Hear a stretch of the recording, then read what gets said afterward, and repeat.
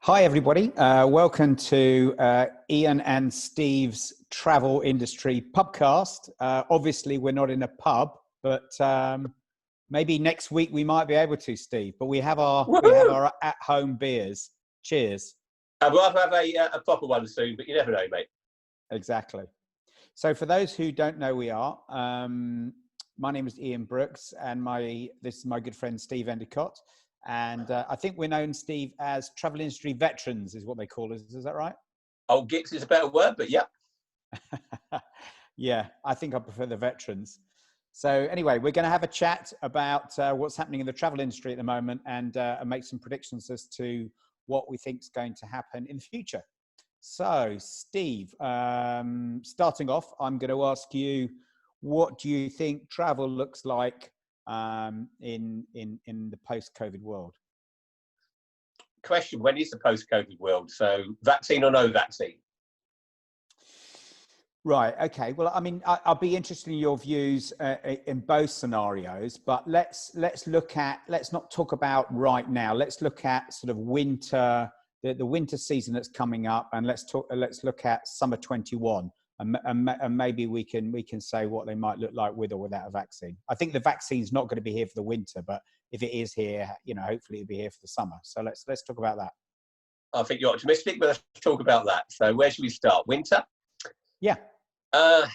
Depends on how quickly airlines can get their flying program back up.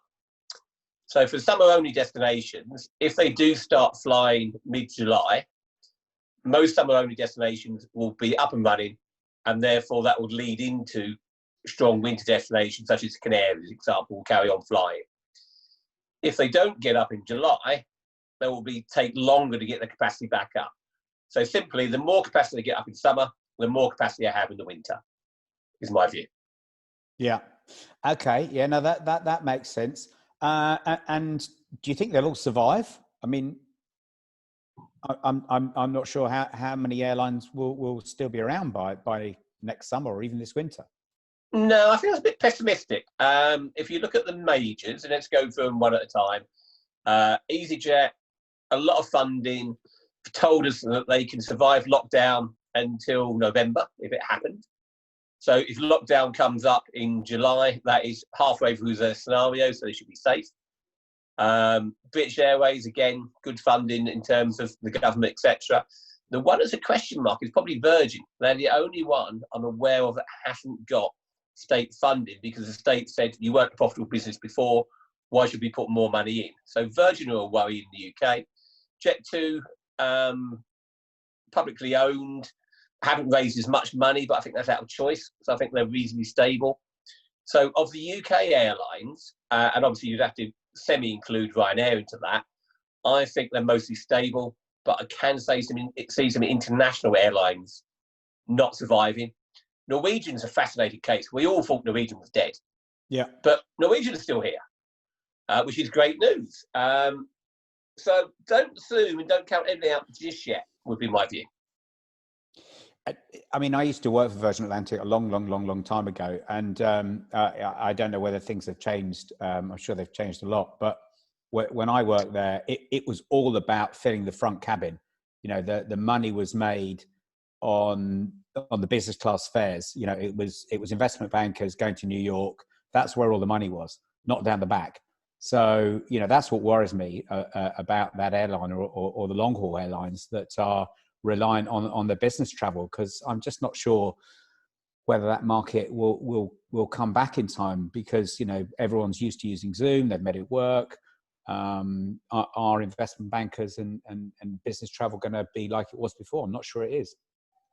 I agree. So I think there's two impacts there. Is business travel is likely to be impacted more, particularly if we go into recession, because of Zoom and other solutions to that.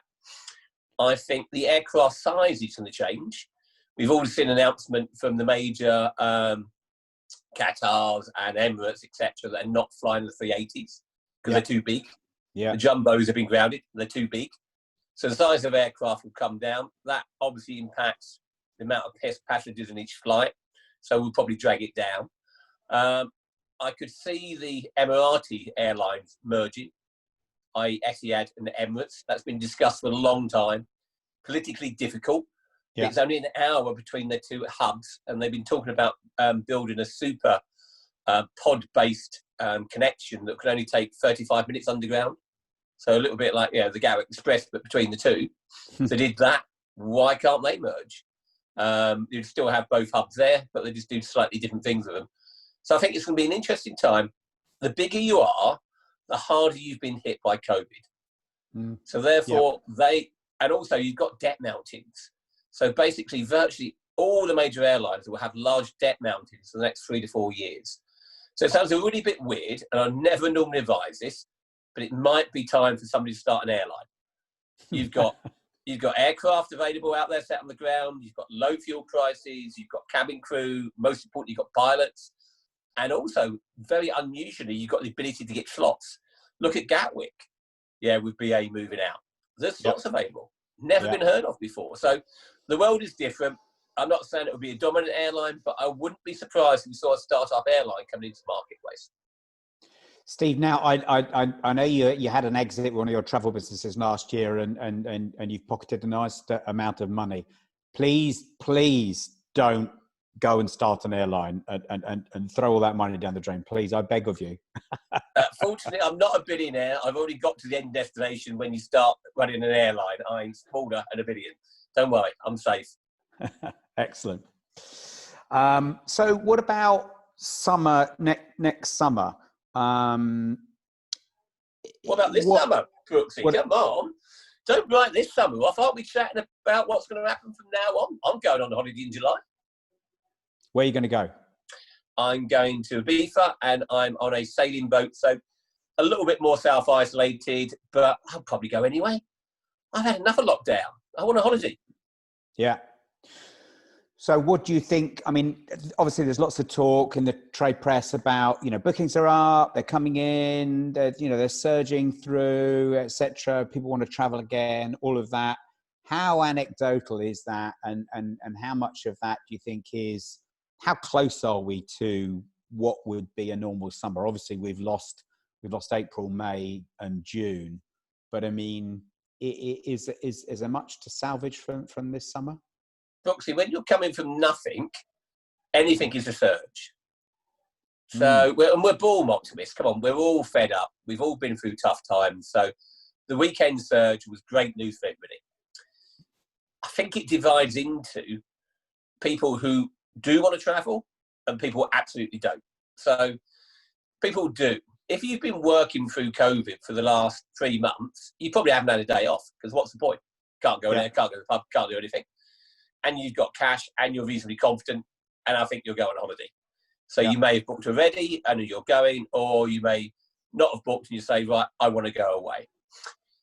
If you've booked, I think it depends on how you've been hit by COVID. So there's a middle class impact that nobody talks about. So COVID protects people under £36,000 in essence to 80% of their salary. But if you're on a higher income, you've just taken your salary, it's been halved. It's been, even worse than that. You've got bigger mortgages, you've got bigger cars. So therefore, you may not have the disposable income. You may not be comfortable about your economic situation coming out. So therefore, you may not want to book a holiday. If you've already booked, I think 60, 70% of people will go, because I think with pubs opening and wearing face masks on the tube and in trains, we're normalising the travel experience. An airport's no different from a train station. A plane is no different from a tube. Yeah, and if you can go to the pub, come on, you can go to Spain. What do you think, though, of the whole airport experience? I mean, do you not think that might put people off because it's just going to take so much longer? You've got all the security issues anyway. I mean, it's not easy getting through an airport anyway. But on top of that, you've got all the extra checks and thermometer, heat checks, and all of these things. Do you not think that's going to put some people off? Yep. But not everybody. Okay. So it comes back to Brooksy. The view of life is, you've got to be very careful not to generalise in this situation. I've been guilty of it when I've talked about the older people. And I said, over 70s probably won't want to travel. I got screamed at by lots of people saying, You can't say that. People in their 60s and 70s have just had a wake-up call that they might die. They're more likely to spend their money rather than give it to their kids. They're going to do more. They're going to go on more cruises. They're going to go on more holidays. Yeah. And I come back to the conclusion, yeah, one sector will. But I think it's probably only 20, 30% of the over 70s. I think a lot of the over 70s still won't travel. So I think you can look at different age groups, but you can't really generalise because younger people will travel. Well, no, not if you haven't got a job. So, middle classes will travel. Well, no, if you've been working, you might do, but if you haven't been working, you might not. So if you've got kids, have they got health issues? Do you fear COVID? Don't you fear COVID? There's so many different factors. It's actually going to be quite a difficult market to predict. And I think it's more of a wait and see what the trends are rather than trying to predict them. Yeah. But airports will be a pain in the arse. And what about winter? Because winter, obviously, you've got to fly somewhere further afield to get some warmth. So you're talking about Canaries, sort of 4.5 hours flight time. Caribbean, 8-9 hours. Florida, who go to Florida right now? Who go to America generally, to be fair. Yeah, exactly. Where else would you go in the winter? Sort of Maldives, those sort of destinations. How do you feel about being on an aircraft for 8, 9, 10 hours, or having to wear a mask for 8 or 9, 10 hours? Do you not think that's going to hit the winter market? Yeah, can't argue. I think they're all good reasons. The winter's going to be a bit more of a struggle. But I think people get used to masks quicker than you think, Brooksy. And also, I just think the British people are very resilient. Right? You can bomb us, you can scream at us, you can have terrorism, you can have typhoons, you can have ash clouds. We still go away. That made me be wildly optimistic, but I just think we're coming to normalisation a lot quicker than I expected. We were in hard lockdown 2-3 weeks ago. All of a sudden, shops are open. All of a sudden, pubs are open, which is crucial. Because if pubs aren't open, you haven't got that part of your social life away. Life doesn't feel like normal. Yeah. People are going back to work. So therefore, why won't they go back on holiday? And also remember, the kids are off. So the kids are off. I've been working for 3 months because I've been working during COVID. I'm going on holiday. Yeah. There's a multitude of factors. What is clear to me is demand is going to be lower because, if nothing else, capacity is lower at the moment. So for next summer, all the low-cost carriers have said we're cutting capacity by 30%. Now, those planes are on the ground. Fuel prices are cheap. If they see strong demand, it'll get added back. Yeah. I can't see strong demand because the biggest threat is not COVID anymore. It's the mother of all recessions we're just about to walk into. This is bigger than the financial crash. This is bigger recession than we've seen since the 1930s. And nobody has got their head around that yet. Not even me. Because, you can't until you feel it happening. And it's a redundancy wave that's coming when furlough either ends or even now, as furlough slows down and employers have to pay 10% in August and 20% in September. Basically, it's an awful word, and I don't like using it, but it's a zombie workforce out there. And what I mean by that is people have been furloughed under COVID. They know and their employer knows they're not coming back. But that final decision and that redundancy has not been made yet. But they know, and the employer knows, that they're not going to have the demand for those people, and therefore they have to come back leaner, meaner, with lower overheads. And that's every sector virtually. Yeah, and I think in our industry, I mean, we're those decisions are getting made, aren't they? I mean, we're starting to see it every day. You read in the travel press, another round of redundancies. Last week we had Hotel Plan, G Touring apparently having a review. You've got Carnival this week, saying up to almost a third of their shore-based workforce are going to be made redundant. That's big numbers. So, Brooksy, should people stay in travel as they're made redundant? You're working recruitment. What's the chances of getting a job in travel at the moment? Oh, there are very few jobs out there at the moment, Steve. So you've either got to take a long-term approach and say, you know what, I'm going to take 6 months off, have a sabbatical, or you say, I'm going to reskill, or you've got to look at another industry. And I actually think, you and I have worked in travel all of our careers. But I think, travel industry gives you great skills because, first of all, the margins are really low in travel. So you've got to make things work economically in travel. It's much harder than perhaps some other industries. Great customer service skills for people in travel. Great digital skills. Travel's a very digital business. You look at, air travel, something like 95% of air bookings are booked online. OTAs dominate, travel, tour operating bookings are more than 50% all booked online. So we've got some great digital skills in our industry. So actually, I think people in our industry have got a lot to offer. It's not that highly paid either. So, it's unlikely you would be taking a pay cut if you move to another industry. But that's if the jobs are there in other industries as well, because I don't think it's travel that's going to be affected by this recession. It'll be other sectors as well. Yeah, one of the things I've been talking to the ITT about is we've got to find bridgeheads. What I mean by that is people who have come from travel, gone to other sectors, established themselves, recognise the skill sets we've got in travel and can open doors into those sectors. Because if you look at the CV on paper and it's say retail shopping, online retail shopping, somebody might say, well, travel's not relevant. They are fundamentally wrong. Yeah. We've had to move our entire business from offline to online, and we've done that over the last 10 years. It's 65% of it online now. Yeah. We know about Google. We know about Facebook. We know about remarketing. We know about excessive costs. We also know about offline to online cross-referral. And I just think there's a lot of experience we've got that we should now be exporting to other retail sectors, other high street sectors. But we need advocates in those sectors to open the door. Or we need to, at the most senior levels in travel, to get off our arses and try to help people out by talking to other people in other sectors and trying to get them to look at our staff or our ex-staff.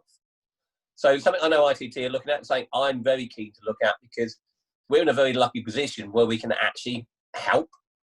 So let's go and do it. Yeah, and I think the other thing is, Steve, is that if you are on furlough or you've got some time off where you're deciding what to do, there are so many courses that you can do. You can reskill. You can learn programming. You can learn social media. There are so many courses, and a lot of them are free. If you go onto Google offers so many courses. You can really reskill yourself. Ready for a post-COVID world. So I think there's lots that can be done there. Okay, Brooksy, what's going to change in a post-COVID world? I'm going to chuck a few things at you. So, self-drive versus flying. What's going to happen?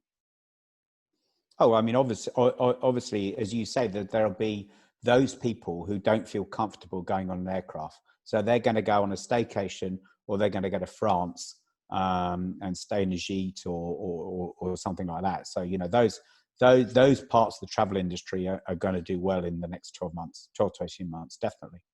So France, because you're traveling in a bubble with your family in a car, you're better protected.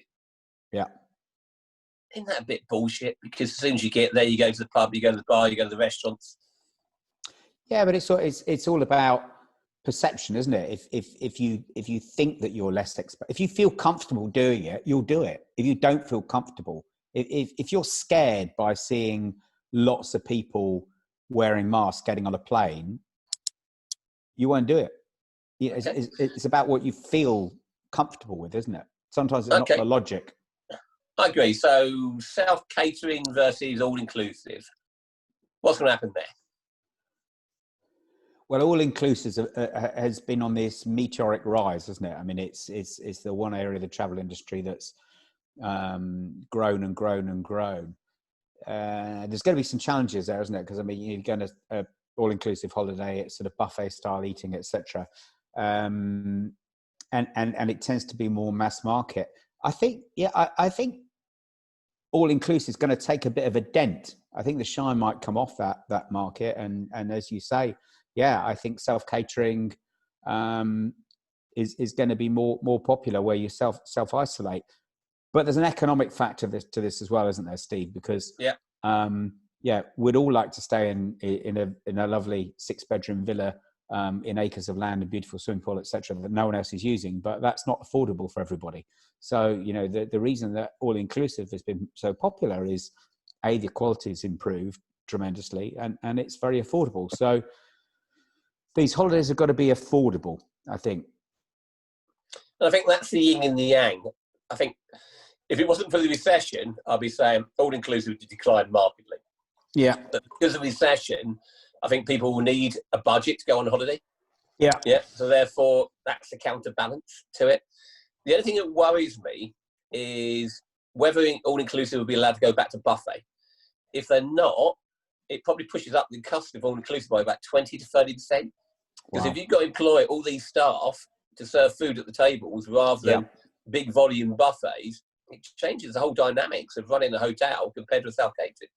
And I know, for example, a lot of hotels this summer who have smaller hotels who've sold all-inclusive aren't going to open because they can't deliver all-inclusive at the cost they sold it at previously. And they're locked into that cost. So their answer is, well, I'm not going to open then. Wow. Yeah. Yeah. Interesting times. I wouldn't like to be a hotelier right now. I really wouldn't. Okay. Well, that's great. I'm not sure who you would be. Okay. Brooksy, you've always been in the cruise sector. Would you like to be a cruise line at the moment? No, I certainly wouldn't. With those very expensive assets sat bobbing on the sea, just waiting to start again. I mean, listen, I think we talked about it before just now. About it's about perception, isn't it? And the issue that cruise has is they need to get out of people's head that perception of the Diamond Princess. You know, with all those COVID cases when it first. You want to use the word plague ship, or we're not allowed to say that? We can say what we like, Steve. But that, you know, ocean cruising is I think has some real challenges, and they've got, you know, there's a big challenge there in terms of PR stories to get people over that fear factor. But they have very deep pockets, and you know they've got those ships. They've got to utilize them. They've got to be used. I think. I look cruises a bit like hotels. So some hotels will go bust, but the asset will still be there. So the physical capacity in cruise ships for me is unlikely to change. And a lot of these new orders might slow down. So the increase in size might slow down, but the capacity is there at the moment. They ain't going anywhere. So I think it's going to be really interesting to see how they get a new age group, assuming, you know, that the older people does slow down more than the younger people again, and maybe generalising. Can you get the middle-aged families, the middle-aged couples to start taking an interest in cruising because economically it's the best value all-inclusive in the market? Yeah. They haven't traditionally done all-inclusive, so that's a massive change. But I wouldn't rule it out, because if you've got a large hotel floating around and you can do all-inclusive economically, and you can compete with land-based all-inclusive, and you've got empty ships, don't rule it out. Radical thought might never happen, but there you go. I think that could work, Stephen. And actually, the cruise lines have been bringing down the average age of their customers over the years and making their cruise ships more attractive to that younger demographic. People of our age, Steve. Yeah. Talking through ages then, how's this impact of COVID going to vary by age group? Who are the yeses, I'm going on more holidays? Who are the no's, I'm going on less holidays? Well, as you said earlier, it's not just about age; it's the crossover between age and the economic situation, isn't it? Because obviously, young people are very unlikely to be affected by COVID, so they'd have no fear of travelling. So you'd say, great, let's focus on that demographic, but will they have a job? The older demographic, the over 70s, we know that demographic are more likely to have a worse outcome if they catch COVID. And but they're the ones with the money. They're, you know, and they've got the money to burn and less years to spend it on. So, you know, they're going to want to spend that money. So it's a difficult one. I think insurance is also interesting as well. You know, can you get insurance? And I'm now I'm seeing more and more these COVID policies with COVID cover in there. I mean, I've not read the small print, but unfortunately, I have several times because of rock insurance, mate. Right. So what's the situation there? I mean, does it cover you or not? Yeah. Basically, the insurance markets are calming down about COVID. Everything disappeared. After about a week into the outbreak, all cover for COVID disappeared. And then insurance have come round to the recognition, well, without COVID cover, what's the point of insurance? And then they looked at the risk and saying, actually, what is the massive risk? So let's segment the risk. There's a medical risk of people getting ill in result. There's a medical risk of them having to stay longer in result, but that is not that massive. If a destination locks down, ironically, the risk is the principal, the tour operator or the airline, to move the customer or refund the customer. So it's not a risk to them there. The biggest risk at the moment is on pre-departure COVID. So COVID cover for when you're on holiday, in policies, not an issue out there. We've been working on COVID cover. It says what happens if Leicester locks down and you can't go on holiday, or you track and trace says you can't go on holiday. Yeah. That's the one we think customers need, but it's a little bit harder to get. We've got, but if anything major outbreaks, that's the one that will disappear again, to be honest, in my opinion. Because insurers are just out there to take a balanced portfolio of risk. They're not going to run in, and there's been some massive claims, guys. So some of the biggest insurers aren't coming back to the market. So it's quite interesting that insurance underwriters and suppliers are definitely changing. And it's actually a big advantage to be an independent broker with not one underwriter. So again, that will change the market. It's quite an interesting sector, but it's tough. Yeah, well, it's all tough, but it's encouraging that they've actually adapted their policies to have a COVID clause in there. I mean, that I think that's a real positive, because that was a worry for me for that older demographic as another reason, an obstacle not to travel. Okay, so you take that away. Here's some good news for agents. In the past, most people took out their insurance 1 to 2 days ahead of travelling because they're mainly worried about medical. Now they're going to take it out because they're mainly worried about cancellation.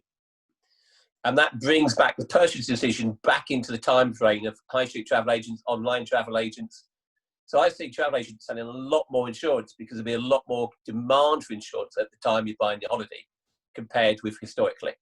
And again, it's another profit stream, because bluntly, we've got to make more profit from those people who are going on holiday, and we've got a lower overhead of delivering those. They're the metrics in the market. It's not complicated, really. Yeah. So going into winding up, my favourite bit, winners and losers. Ski companies. That's a good one. And from what I can tell, bookings are pretty quiet at the moment. And I'd say that's quite a kind of a discretionary purchase. So I'm going to say loser, I'm afraid. Ooh, okay. Adventure holidays.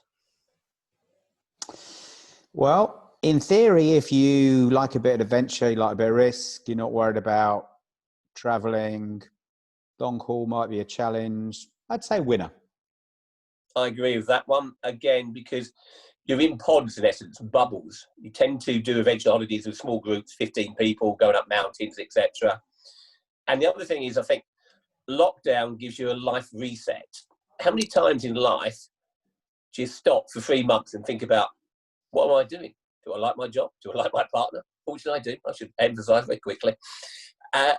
Do I want my 1 week boring holiday, or do I want to be more adventurous because I've done more walking, I've done more cycling, I feel fitter? Yeah. I want more of a bucket list, because I might die because the diseases out there might kill me. Yeah. I think that could really change and boost adventure and boost bucket list holidays. Yeah. So, Brooksy, your turn.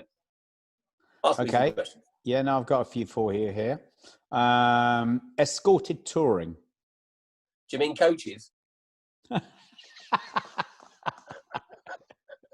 Coaching holidays. Yes, Steve. Probably loser because of the age group. Probably loser for combined spaces with another 30 people for much, much longer. Yeah. Illogical because it's a bubble. Probably a loser because you're going to cities and attractions with large groups of people around you, Yeah. but you might be put off. So traditional coach tours, escorted tours and fell into trap. Traditional coach tours, no, loser. Okay. OTAs. Oh, I think winner because they were the parasites living off the misery of others, and there's a load of misery out there. And what I mean by that is they benefit from low seat prices. So if airlines are struggling to fill their capacity, they will benefit. But what's capacity versus supply? I personally think at the moment, probably more seats than there are demand. Hoteliers are definitely going to have lower prices. Cost of getting to consumers, probably less competition because I think OTA, some will go bust. More flexible model, but all of them have taken major hit from the refund fiasco, where the likes of Ryanair taking up to a year to refund means that they haven't had the money back into their trust funds. What's the point of trust funds if you can't get the money back from airlines, by the way? And customers haven't got their money back. So there will be a circular movement of customers between people. And I think that circular movement could also benefit the high street or home workers because a human person to deal with, I need to cancel my holiday, change it, is a lot better experience than going to a computer and finding out he can't do it easily or he can't find a contact number. Or in Ryanair's cases, they're dirty, nasty cheats. And we'll come back to this another day. Okay. Student travel. Boom, boom, boom, boom. Not going back to universities for a while yet, don't know when. But I've heard, for example, the ski market, they're expecting a massive boom from universities going on ski holidays because they're less worried about being in groups.